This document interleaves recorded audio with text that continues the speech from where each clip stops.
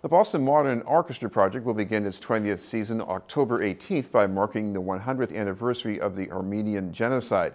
The program will mostly have works of Armenian composers, and it's in collaboration with the Friends of Armenian Culture Society.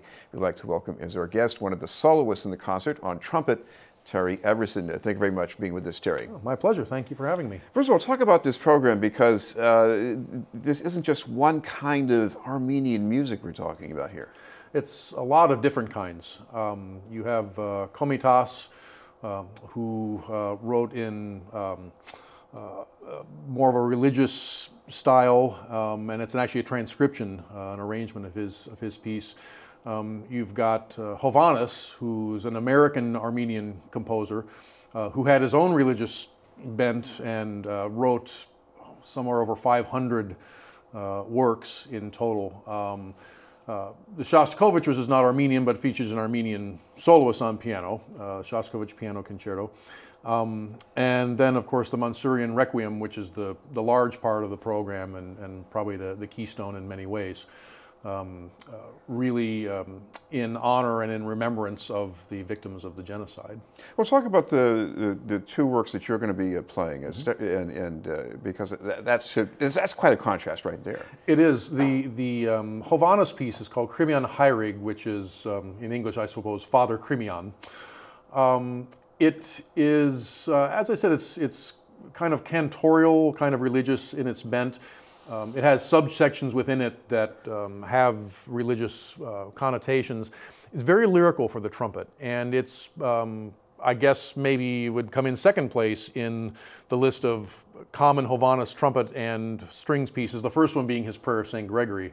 Very well known, also very lyrical. But the difference between those, Prayer of St. Gregory has three very distinct shorter sections for trumpet that go a little bit higher and have a little bit different kind of impassioned playing. Whereas Krymian Heirig, the trumpet plays almost continuously throughout the piece. Doesn't go quite as high, but for trumpet players and those who are familiar with how this works, by the end of the piece, you're really happy that it's about done. Because the muscles just having to be engaged for that long is somewhat challenging. I wonder what's more difficult for a trumpet player, those things that are very snappy like Reveille, or those long lyrical things where you really got to work on your breathing? It's the long lyrical for a couple different reasons. Trumpet players usually get into the business because they want to play higher, faster, and louder. And so lyrical things aren't practiced nearly as much. In my studio at Boston University where I teach, I emphasize the lyrical quite a bit, and a lot of great trumpet teachers around the country do the same thing, because all kids come in knowing how they want to play fast and have all this, the fancy tonguing and the flashy passage work down, but it's the expression and the ability to carry the phrase for a long, long, long way that really, I think, separates the more accomplished students and hopefully us professionals from the less accomplished ones. We're going to bring up an excerpt from one of your performances, and this is a piece that's a religious hymn, and we're going to listen to it for a second here.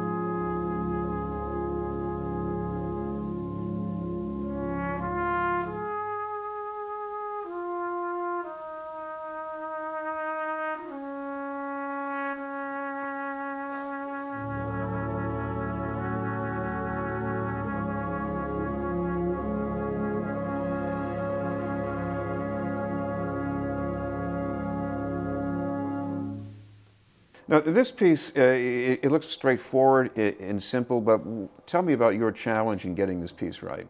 This is the religious hymn that you play. Sure. Again, the challenge is in expressing the words. Oftentimes on the trumpet, of course, we don't have words.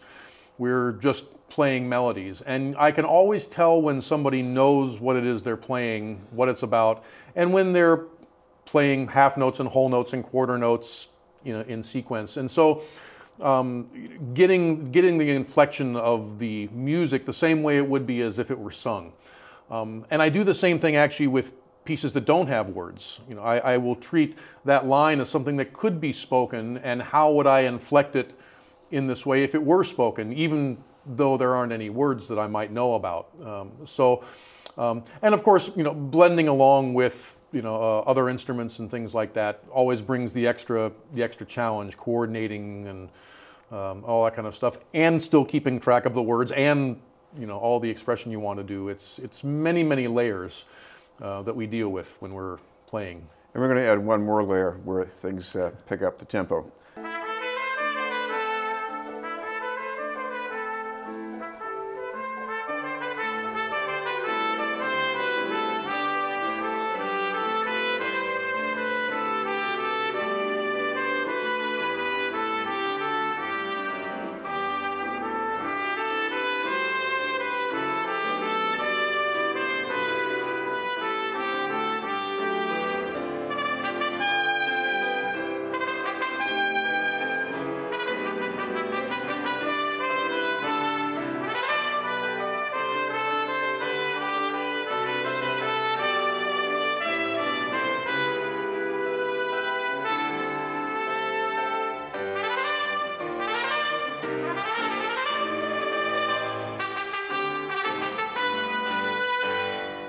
Talking about the slow and the fast here, you do both of those in the Shestakova. I mean, some of this sounds like music written by a guy who would have played in the movie theater, which he did. Yes, right. And some of it, I just wish Miles Davis were playing some of it.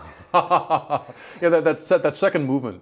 Yes, the beginning of the second movement. Yeah, the muted, and it goes from near the top of the horn all the way down to the bottom and back up again. And it's so beautiful and poignant. In that, and it's another one of those that has no words, but trying to figure out, you know, where I'm going to lean on this, where I'm going to move with that, is the interesting part and the most fun part.